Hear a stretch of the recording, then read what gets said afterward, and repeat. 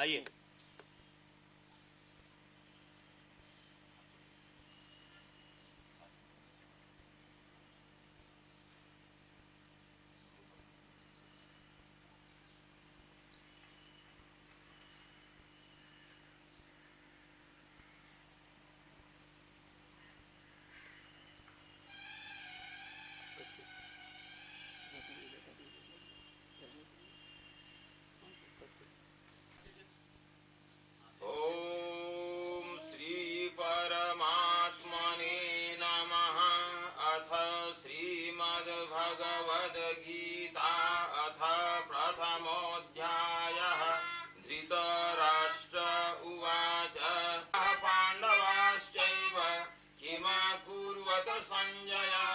संजय उवाच दृष्ट्वा तु पाण्डवानीकं वयूढं दुर्योधनस्तदा आचार्यमुपसंगम्य राजा वचनमब्रवीत् धीमता यत्र शूरा महेश्वास भीमार्जुन समायुधे युधे तु शेकितानः काशीराजस्य वीर्यवान् कुन्ती भोजस्य सव्यद्रौपदेयस्य सर्व एव महारथाः अस्माकं तु विशिष्टाय। ओम श्री परमात्मने नमः। नारायणं नमस्कृत्य नरं चैव नरोत्तमं देवीं सरस्वतीं व्यासं ततो जयमुदीरयेत्। अथ प्रथमोऽध्यायः।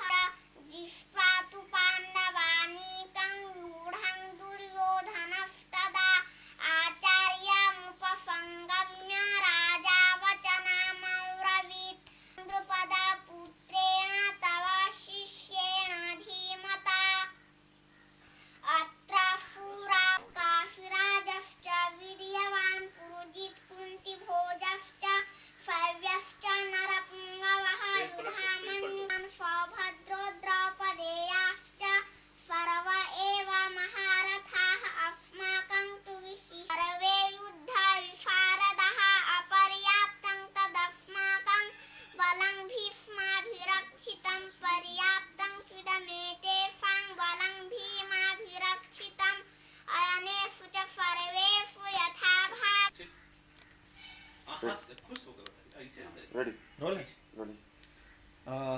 भगवत जी आप ये इस श्लोक को आप बताइए। जातस्य हि ध्रुवो जातस्य हि ध्रुवोर्मृत्युर्ध्रुवं जन्मामृतस्य च तस्मादपरिहार्येथेन त्वं शोचितुमर्हसि। ये किस श्री भागवतानंद बोलिएगा। अच्छा, श्री भागवतानंद गुरु नाम है इसका। रेडी भगवतानंद जी आप ये बताइए, ये श्लोक न जायते म्रियते वा कदाचिन्नायं भूत्वा भविता वा न भूयः अजो नित्यः शाश्वतोऽयं पुराणो न हन्यते हन्यमाने शरीरे। ये किस अध्याय से था, याद है आपको? 2। क्या होगा चाहिए? रेडी ठीक है, पन्ना पलटे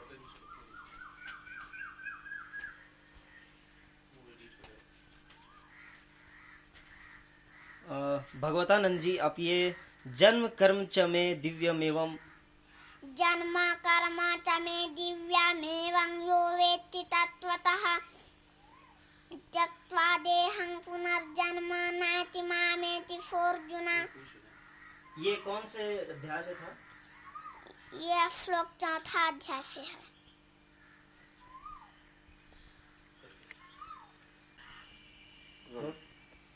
भगवतानंद जी ये बताइए कि ये श्लोक आपको याद है? मनुष्यानाम सहस्त्रेषु मनुष्यानां सहस्रेषु कश्चित् यतति सिद्धये यततामपि सिद्धानां कश्चिन्मां वेत्ति तत्त्वतः। ये कौन से अध्याय से था? 7वां। अच्छा ये बताइए, एताम विभूति योगंच एतां विभूतिं योगं च मम यो वेत्ति तत्त्वतः फो विकम्पेन योगेन युज्यते नात्र संशयः। ये किस अध्याय से था? ये 10वां अध्याय से था। सबसे पहले आप अपना नाम बता दीजिए। मेरा नाम श्री भागवतानंद गुरु है। अच्छा, हमको तो क्या बोलिए, आप किस कक्षा में पढ़ते हैं और किस विद्यालय में? मैं डीएवी पब्लिक स्कूल में पढ़ता हूँ और किस कक्षा में? मैं फर्स्ट में। अच्छा, ये बताइए कि आपको गीता कैसे याद हुआ? कौन सिखाया आपको? माताजी और पिताजी। कैसे रोज पढ़ते? कैसे? रोज अध्ययन करवाते थे। कब से? शुरू से। तो आपको पूरी गीता याद है? हाँ। अभी भी आप पढ़ते हैं? पूरा डेली पढ़ते हैं? हाँ। और क्या क्या करते हैं? और क्या क्या करते हैं आप? पढ़ने के अलावा क्या क्या करते हैं? खेलते हैं, कूदते हैं, क्या करते हैं? बताइए। कौन खेल खेलते हैं आप? जो मन करे सो। अच्छा, गीता के अलावा कौन किताबें पढ़ते हैं आप? हर की।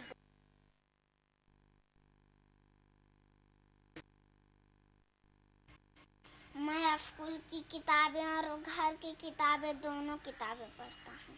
घर की किताबें रामायण, गीता, भागवत। अच्छा, इसको एक मिनट कट कीजिए। हाँ बोलिए, आपको भगवतानंद जी आपको गीता कैसे याद होगी पूरी? बचपन से ही मेरे माता पिताजी रोज स्वाध्याय करवाते थे, इसलिए याद हो गई।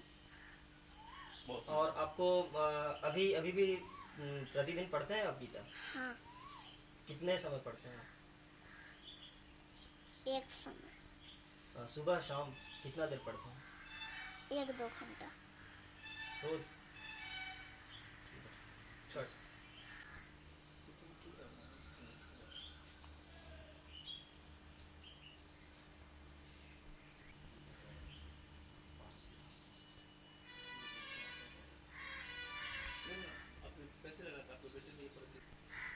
पंडित जी, सबसे पहले आप नाम बता दीजिए। मेरा नाम आचार्य शंकरदास गुरु है। अच्छा, आचार्य जी ये बताइए कि आपको ये कैसे पता चला कि आपके पुत्र श्री भगवतानंद में ये प्रतिभा छिपी हुई है कि इसको पूरी गीता पढ़ें? सबसे बड़ी बात है, बचपन से ही हमारी भी यही प्रवृत्ति रही है कि मैं धार्मिक ग्रंथों का अध्ययन करूं। साथ ही प्रवचन ही मुख्य रूप से मेरा कार्य है। हमारी प्रवृत्ति बचपन से ही है और मैं संपूर्ण गीता को करीब 2 वर्षों में कंठस्थ किया हूँ, 1983 ईस्वी में ही। आज तक तो मेरा अध्ययन उसका चल ही रहा है। किसी भी धार्मिक ग्रंथ का अध्ययन अनवरत चलता ही रहेगा, ऐसा मान करके ही हम लोग चलते हैं। उसकी समाप्ति नहीं हो पाती है। शुरू से हमारी इच्छा थी कि मेरे यहाँ जो पुत्र आएँ वे भी इसी तरह से आगे बढ़ें। पुत्र की जो माँ है वो भी उसी प्रकार से धार्मिक प्रवृत्ति की मिली, वो भी पूजा पाठ स्वाध्याय इत्यादि में निरत रहती हैं। यही कारण है कि दोनों के संयोग से जो पुत्र हुआ उसमें तो इस प्रकार का दैवी गुण आना तो आवश्यक था ही, और घर का वातावरण भी हम लोग प्रायः सात्विक ही रखे हैं और धार्मिक रखे हैं। यही कारण है कि बचपन से ही बच्चे को इस प्रकार का वातावरण मिल रहा है। और सबसे बड़ी बात है कि ईश्वर की कृपा जिस पर हो और अनुकूल वातावरण मिले, वहाँ तो बच्चे इस प्रकार के होंगे ही। अच्छा, ये आपको कैसा अनुभव होता है आपके पुत्र में इतनी विलक्षण प्रतिभा है? सबसे बड़ी बात है कि मैं स्वयं इसकी था अभी तक नहीं लगा पाया, क्योंकि पुत्र हमको छोड़कर आज तक कहीं गया नहीं। जो भी बताई इसकी माँ या मैं, लेकिन कुछ ऐसे भी प्रश्नों का ये व्यवहार करता है मेरे सामने, जिससे लगता है कि बहुत बड़ा अगले जन्म में हो सके कोई विद्वान रहा हो। क्योंकि छंद शास्त्र के विषय में हमने कभी नहीं बताया। हर्ष दीर्घ इत्यादि का स्वयं अपने ही व्याख्या करता है। हम सबों को भी कहता है कि आप यहाँ गलत पढ़ते हैं। ये कौन बताया है इसे? अर्जुन के विषय में, कृष्ण के विषय में इस प्रकार की कभी व्याख्यात्मक शैली में अपनी बात ये करता है, जो हम नहीं सोच पाते हैं कि शायद ये कोई विद्वान से कम की समकक्षता में इसकी वाणी को रखी जा सके। अच्छा, अब भविष्य में इनको लेकर आपकी क्या योजना? भविष्य में यही है कि जिस प्रकार की प्रतिभा को लेकर के जन्म लिया है यहाँ पर, बचपन से जिस प्रकार की प्रतिभा को दिखा रहा है, उसके अनुसार से मैं यही चाहता हूँ कि दुनिया की जो मुख्य मुख्य भाषाएं हैं उन भाषाओं को जाने, हमारी जो भारतीय सभ्यता संस्कृति और जो भाषाएं हैं उन भाषाओं को भी जाने और इस सभ्यता संस्कृति वेद इत्यादि सबों को जानने के बाद भिन्न भिन्न भाषाओं में भी लोगों के सामने इस बात को रखने की क्षमता प्राप्त करे।